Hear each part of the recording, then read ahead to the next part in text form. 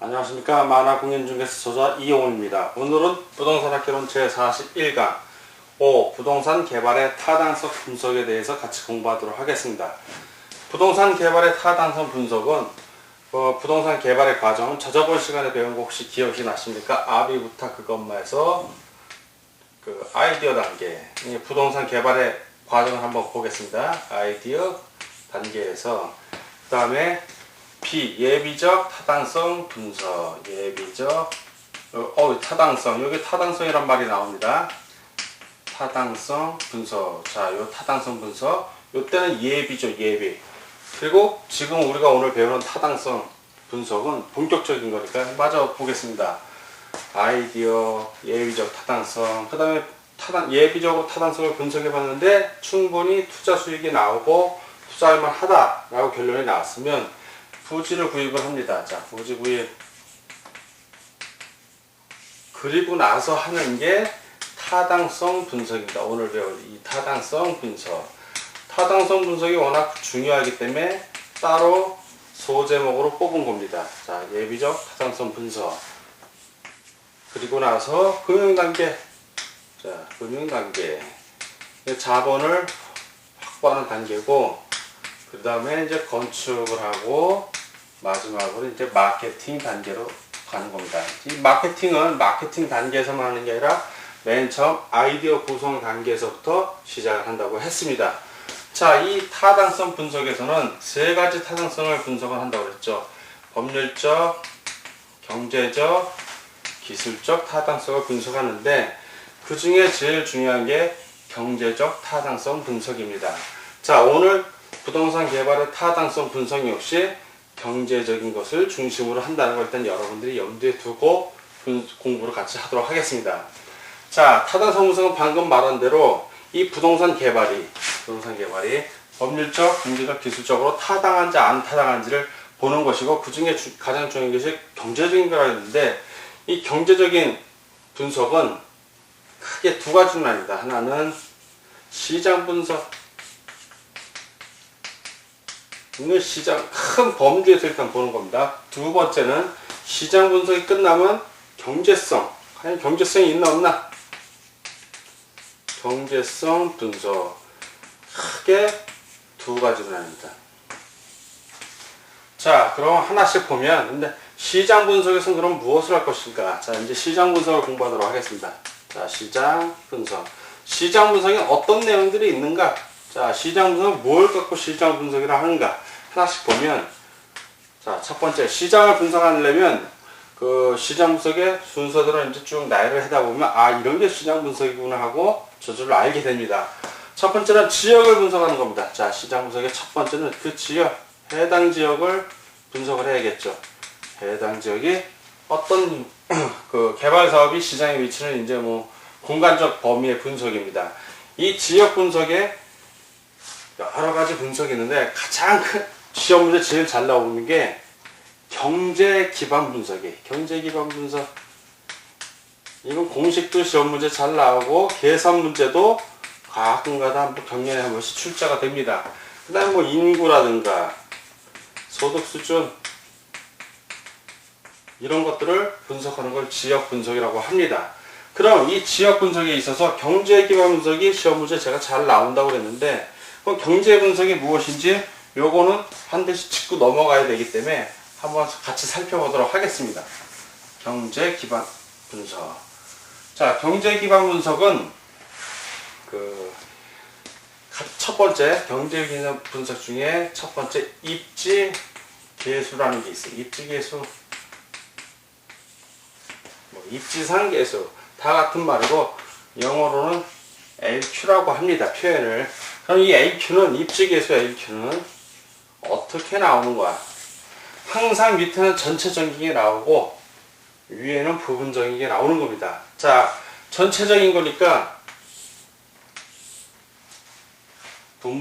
분모에도 분모 분자, 분자에도 분모 분자. 자, 이런 구조로 되어 있는데 먼저 국가 전체. 자, 국가 전체. 우리가 지금 알아보고자 하는 어떤 산업이 있습니다. 자, A 산업이라고 치면 국가 전체 전 산업이죠. 전 산업의 뭐 고용인수 숫자를 얘기합니다. 그리고 국가 전체의 A 산업에 대한 고용인수. 자, 전체 산업 중에 A 산업이고, 그럼 지금 우리가 어떤 지역을 분석하는 거니까 그 지역이 나오겠죠. 지역 전체, 해당 지역을 얘기하는 거예요. 그 지역 전체의 전 산업이 나올 것입니다. 전 산업의 고용인수하고 그 지역에, 자, 그 지역의 A 산업. 네, 지역의 A 산업. 해당 지역. 네, 이런 식으로 나옵니다. 자, 그러면 이 지역 전체 누나 안 누나 똑같으니까 빼면 지역의 전산업 고용인수, 지역의 A 산업 이런 식으로 나오는 겁니다. 요게 시험 문제 가끔가다 나오고 비교하는 문제도 나오는데 그걸 그대로 대입을 하면 해결이 됩니다. 자, 근데 이 LQ가 의미하는 걸 알아야 돼. 이 LQ가 뭘 의미하는가? 자, LQ가 1과 같다.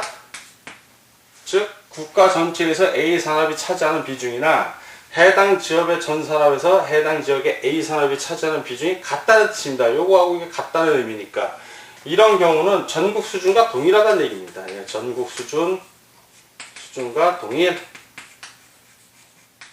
그럼 이 산업은 그 A라는 산업은 이 지역에서 뭐 특화된 산업이라고 보기는 어렵죠. 전국적인 수준이고, 근데 LQ가 1보다 크다는 얘기는 국가 전체 전 산업에서 A 산업이 차지하는 비중보다 그 지역의 전체 산업보다 A 산업이 차지하는 비중이 크다는 의미니까 이때는 이 지역에서 생산된 것이 외부로 그 딴 지역, 예를 들어 우리나라가 이렇게 있다면 우리나라 전체 전 산업이 10이라고 치고 국가 전체 A 산업이 5라면 이 지역이 3이고 그리고 그 지역에서 4를 차지한다.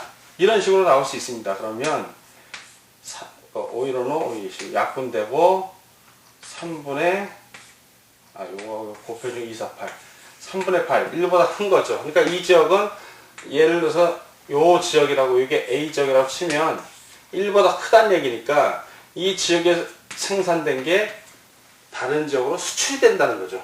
국가 외로 수출이지만 그 지역만 갖고 봤을 때 그 지역에서 소비하고 남는 걸 외부로 수출한다는 얘기입니다. 그러면 이 산업은 바로 수출 기반 산업이 되는 겁니다. 수출 기반 산업.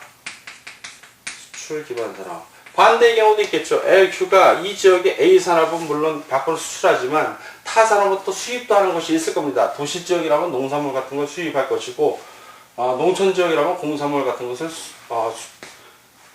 수입하고 농산물을 외래 수출하고. 자, LQ가 반대로 A 산업이 1보다 작다. 이럴 때는 수출 기반 산업의 반대가 비수출 기반 산업이 되는 겁니다. 자, 이 의미만 알면 경제 기반 분석은 해결이 됐다고 볼 수가 있습니다. 자, 경제 입지 계수가 있으면 또 하나, 또 시험 문제 잘 나오는 것 중에 하나가 경제 기반 분석에 잘 쓰는 게 두 번째 거는 경제 기반 승수라는 게 있어요. 경제 기반 경제 기반 승수. 입지 계수는 LQ라고 그러는데 경제 기반 승수는 K라고 표현을 합니다. 승수. 자, 승수 우리 배웠죠. 수익률하고 승수법 배울 때 수익률은 클수록 좋고 승수는 배수다 보니까 작을수록 좋다. 경제 기반 승수도 똑같습니다. 자, 경제 기반 승수 K는 어느 해당 지역, 일단 지역을 정해줘야겠죠. 바운더리를. 그 지역의 기반 활동 인구수, 방금 말한 그 기반 전국 수출 기반 산업, 이 분야의 산업을 얘기합니다. 그 분야에 해당되는 기반 활동 인구. 자, 기반 활동 인구. 그리고 기반 활동 인구는 경제 활동 인구라도 대체할 수도 있습니다. 자, 그리고 지역 전체 인구. 자, 기반 활동 인구를 비즈니스, 일을 하는 사람이니까 전체 인구 토탈 이렇게 표현을 한다면 가만히 생각을 해보십시오. 지역 전체 인구는 항상 기반활동 인구보다 많습니다. 많을 수밖에 없죠. 전체 인구니까. 근데 기반활동 인구가 예를 들어서 1000명이고 전체 인구가 2000명이다. 그러면 이거는 승수가 2가 되는 겁니다. 즉 경제 기반활동 인구보다 전체 인구가 2배밖에 안 되는데, 반대로 기반활동 인구 수는 100명인데 전체 인구는 2000명이다. 그럼 20배가 되는 겁니다. 한 사람이 20명을 벌어먹여야 되는 거고, 이건 한 사람만 벌어먹으면 되는 겁니다. 벌어먹여야 될 사람 숫자가 적다는 얘기죠. 그만큼 이 승수가 K가 작으면 작을수록 그 지역에 더 기반 산업이 활성화된다는 얘기입니다. 반대로 전체 인구수가 기반활동 인구보다 훨씬 많다는 얘기는 기반 산업 인구수가 기반 활동 인구가 적다는 얘기니까 경제 기반 승수가 약하다는 얘기고요. 즉 역수관계입니다. 기반 활동 인구가 많을수록 기반 승수는 작아지고, 반대로 기반 활동 인구수가 적을수록 이 기반 승수는 점점 커집니다. 그거만 차이점만 알면 큰 어려움 없이 이런 게 있다라는 것을 우리가 알 수 있습니다. 그러나 시험 문제는 경제 기반 승수는 공식을 묻는 문제가 거의 안 나옵니다. 왜냐하면 이건 개념만 알고 있으면 되는 거고, 시험 문제 잘 나오는 건 오히려 LQ, 복잡하지 않습니까? 벌써 분모에도 2개, 분자에도 2개, 분모 분자. 그래서 여러분들이 입지 예술을 좀 주의 깊게 보고, 우리 교재에 예제가 나와 있고 기본 문제나 실전 문제 그리 399선에도 요거와 관련된 문제들이 다 나와 있으니까 실전 문제를 좀 풀어보시길 부탁드립니다.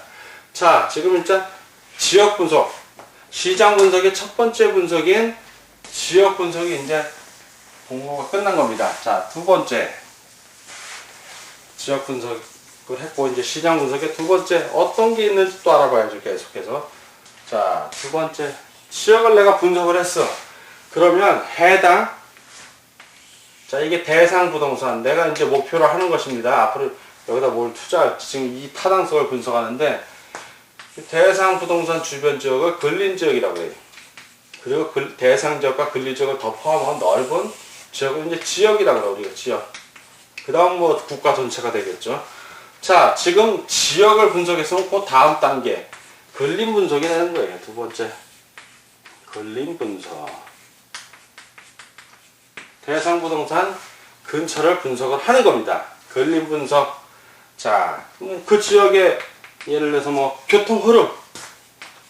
예를 든다면 그런 겁니다. 교통 흐름이라든가 교통 흐름, 뭐 지방의 경제가 그 대상 분지에 미치는 영향, 뭐 이런 걸 분석을 하는 거고, 그 다음 단계 세 번째.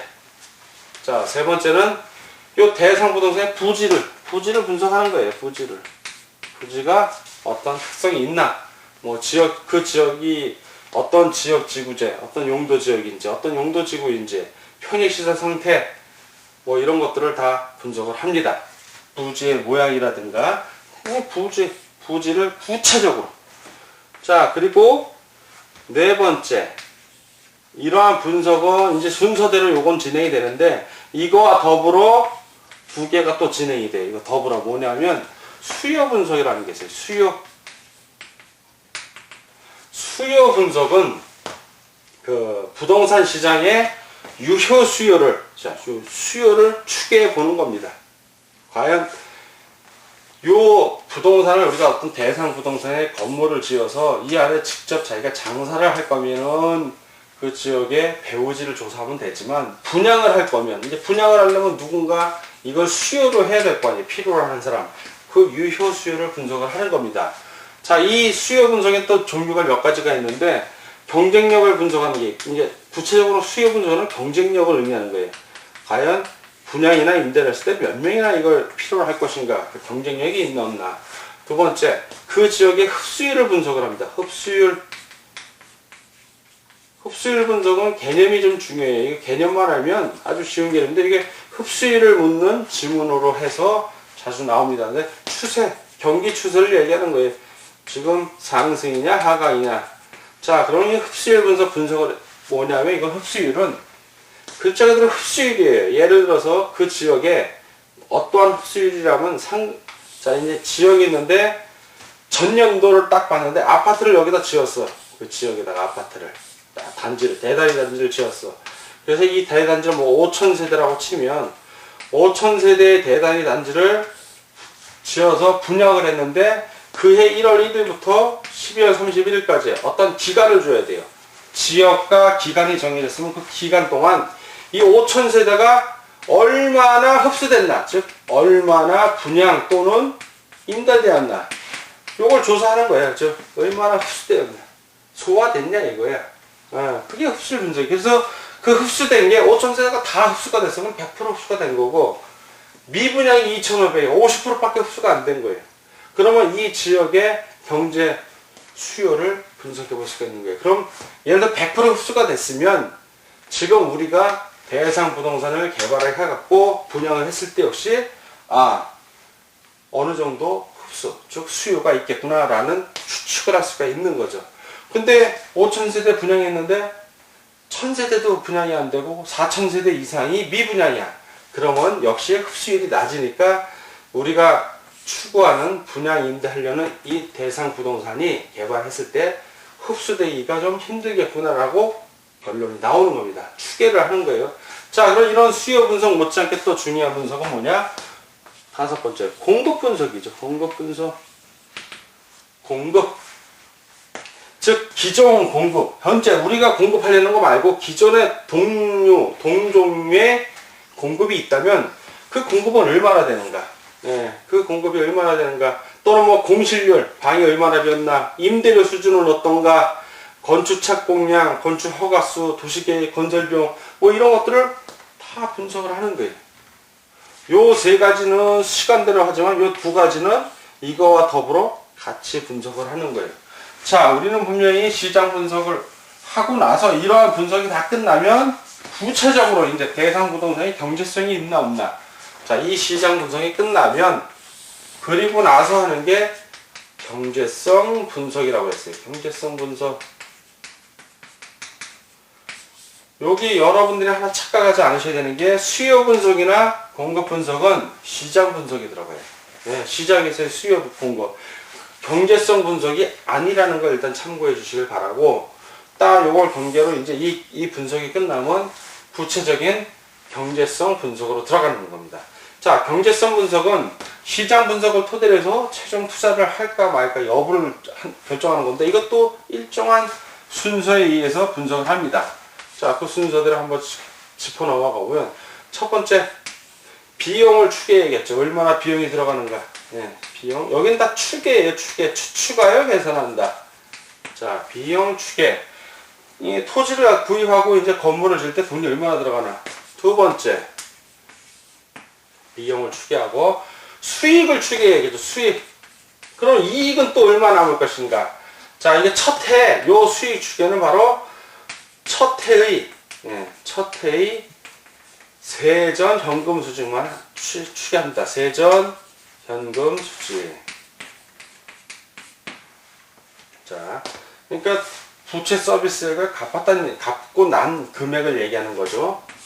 자, 세 번째, 비용을 추계하고 수익을 추계했어요. 그러면 이 수익을 추계한 게 첫 해 현금 수지니까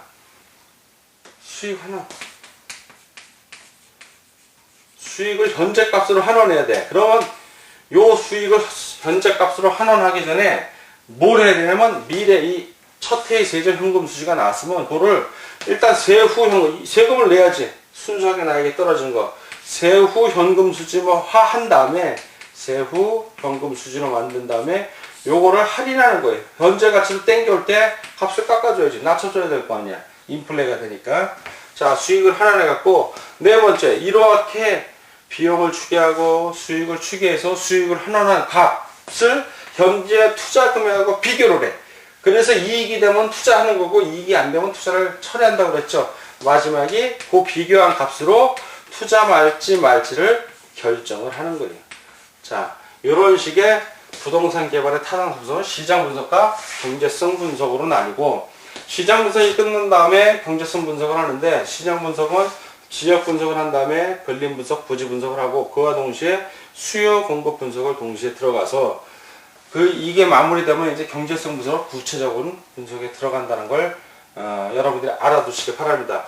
요거와 별도로, 자, 이것은 시장 분석의 경제성 타당성 분석에 우리가 순서를 배운 거고, 순서를 배운 거고. 자, 요거와 달리 최근에는 경향적으로 또 다른 분석, 타당성 분석과 관련해서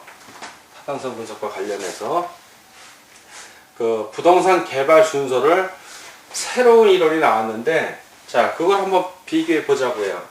그러니까 개발의 타당성 분석을 위주로 가긴 가는데, 이것을 포함하는 전체 개발 분석의, 그러니까 부동산 개발의 분석 과정의 하나입니다. 또 다른 이론이죠. 근데 요거하고 비교가 되거나 또는 비슷하게 나오는데 약간 차이가 있어요. 요 순서는 어떻게 되냐면, 처음에는 지역경제를 분석을 해요. 지역경제 분석. 자, 이 지역경제 분석을 토대로 그 다음에는 시장을 분석을 합니다. 시장 분석.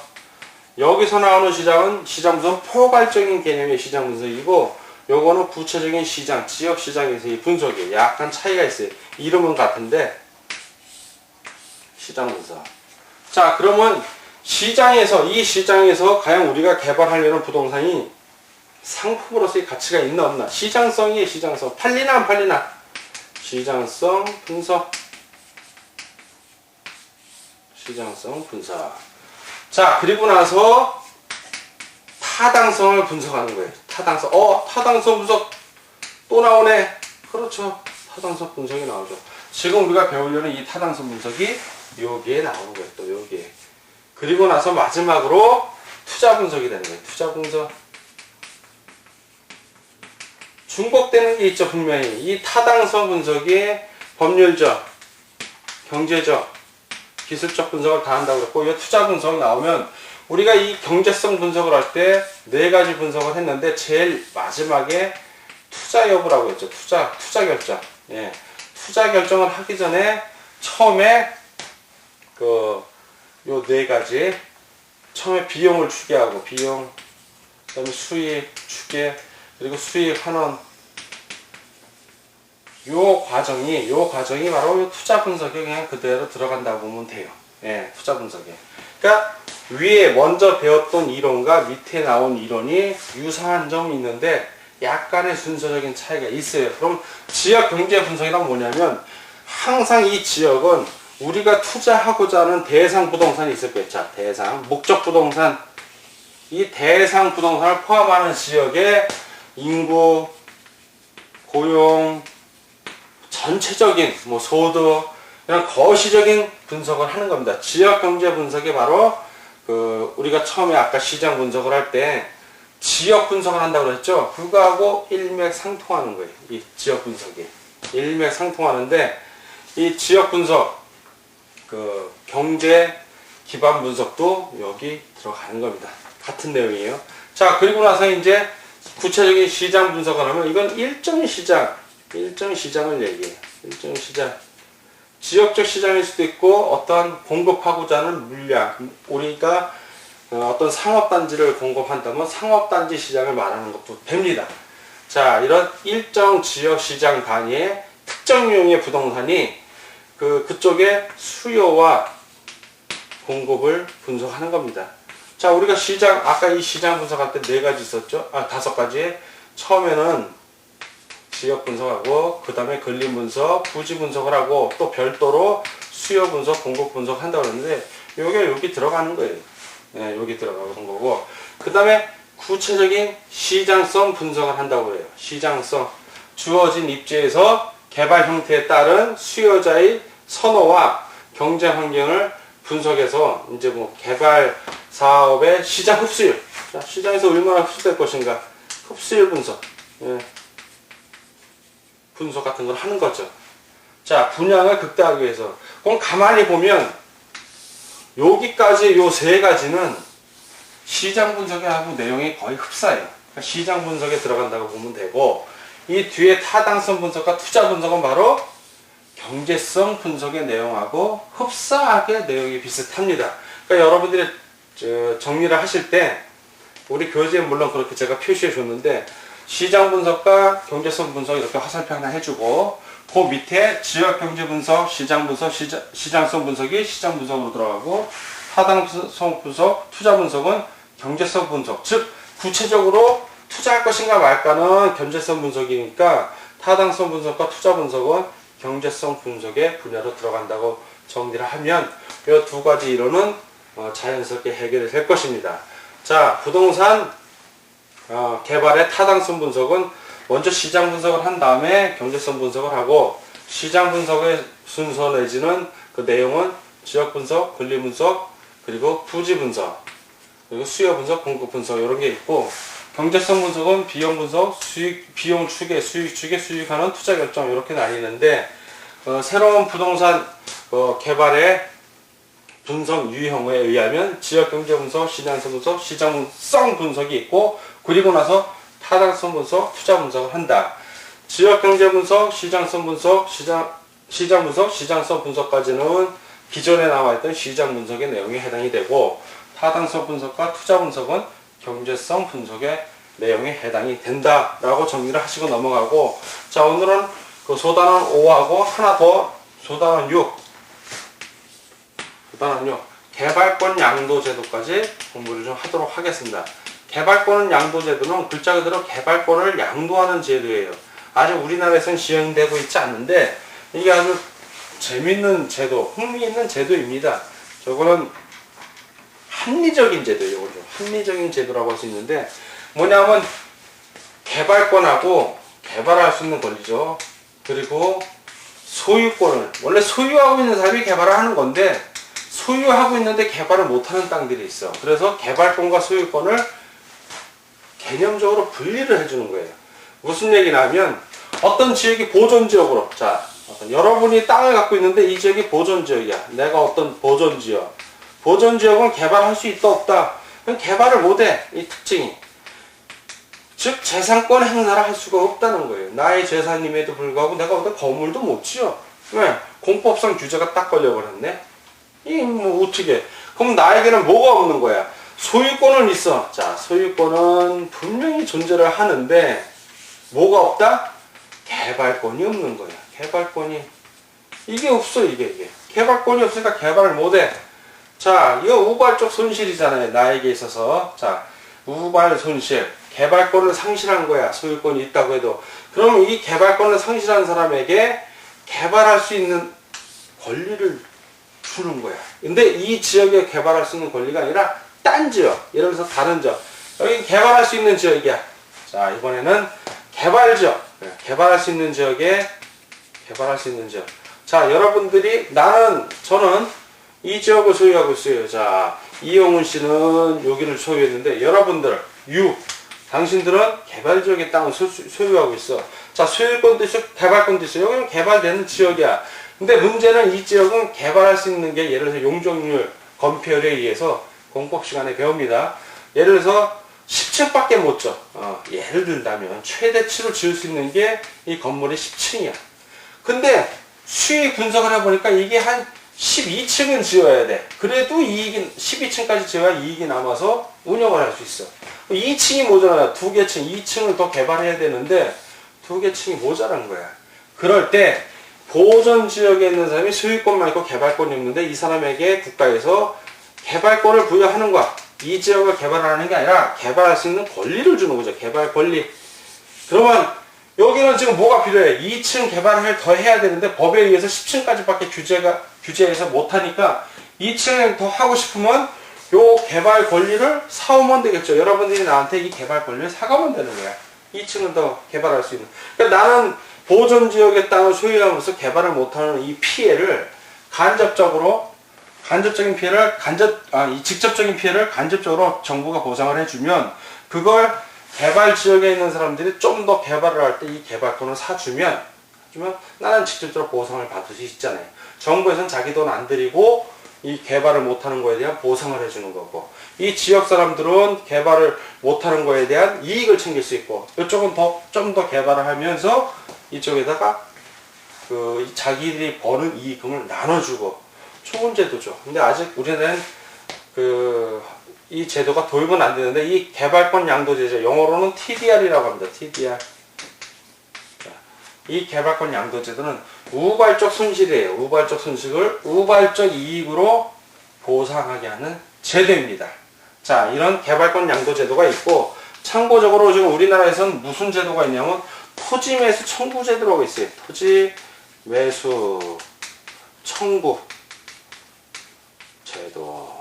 자, 토지 매수 청구 제도. 이것도 중요한 제도인데, 부동산 공법의 국토의 및 이용에 관한 법률을 제일 먼저 배워요. 여러분들이. 거기에 나와 있는 내용입니다. 그 개발 제도로 땅이 묶여 있어. 묶여 있는데 내가 개발하고 싶은데 개발을 못해. 그러면 국가에다가 내 땅을 좀 사주시오. 아, 이거 팔리지도 않고.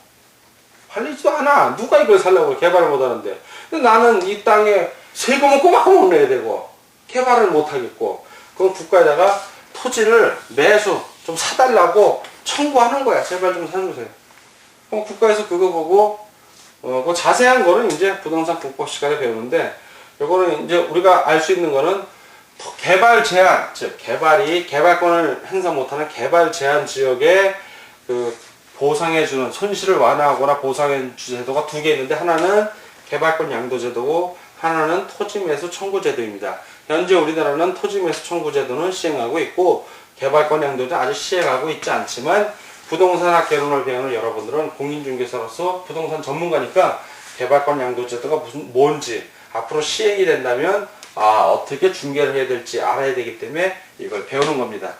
자, 오늘은 부동산학 개론 제41강 부동산 개발의 타당성 분석, 그리고 6 개발권 양도제도에 대해서 같이 공부하였습니다. 약간 어려운 부분인데 힘들어하지 마시고 반복해서 한 2번, 3번 또 한번 읽어주고 동영상 강의를 한번 더 봐주시고 부탁드립니다. 오늘 공부하느라고 수고하셨습니다. 감사합니다.